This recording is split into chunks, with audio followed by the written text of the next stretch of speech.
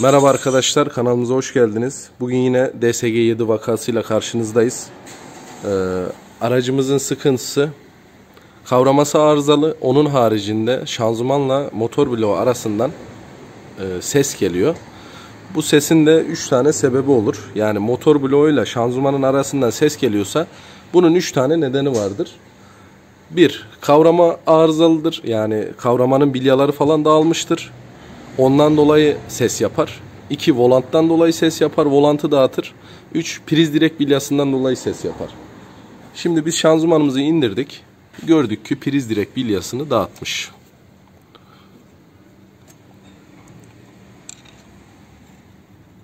Bakın.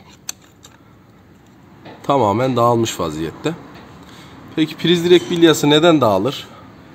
Yani yağsız kaldığı zaman dağılır. Onun haricinde kavrama değişimlerinde priz direk bilyası da kavramayla beraber set halinde gelir.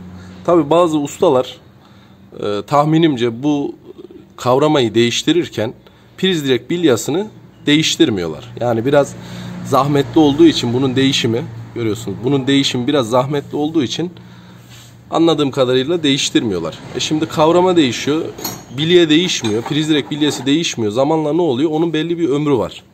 Ondan sonra zamanla yağsız kalıyor, aşınmalar derken burayı dağıtıyor. Veya şöyle söyleyeyim, bazı müşterilerimiz çıkma kavrama takmamızı istiyorlar. Tabii biz çıkma olayına girmiyoruz, çıkma kavrama takmıyoruz. Ama bazı yerlerde çıkma olayına giriliyor. Çıkma kavrama takılıyor. O zaman da işte priz direk bilyası sıfır kavramayla set geldiği için çıkma kavramayı takıyorlar ama bilyeyi tek satılmadığı için takamıyorlar. Ondan dolayı da zamanla bozulmalar oluyor. Bunun için de sadece bunun için bile şanzımanın inmesi gerekiyor. Sadece o da değil. Şimdi priz direk bilyasını dağıttı diyelim.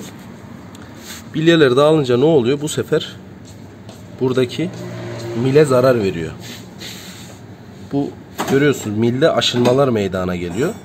Çok fazla aşınma olduğunda bu milin de değişmesi gerekiyor. Yani priz direğin komple değişmesi gerekiyor. Bu sefer şanzımanın açılıp bunun komple değişmesi gerekir. Yani masrafınız 2 iken 4'e çıkar. 3 iken 5'e çıkar. Yani ondan dolayı bunlara dikkat edilmesi lazım. Zaten size tavsiyem kavrama, volant gibi değişecek parçalarda kesinlikle çıkma olayına girmeyin. Çünkü kavrama zaten ömrü belli olan bir parça.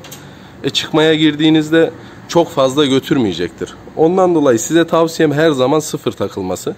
Zaten ben sıfır haricinde takmıyorum. Genelde değişimlerimi ben sıfırdan yana kullanıyorum. Umarım yine faydalı bir video olmuştur sizler için.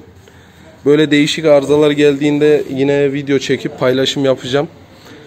Eğer videomu beğendiyseniz kanalıma abone olup bana destek olabilirsiniz. Bir başka videoda görüşmek üzere, iyi günler dilerim.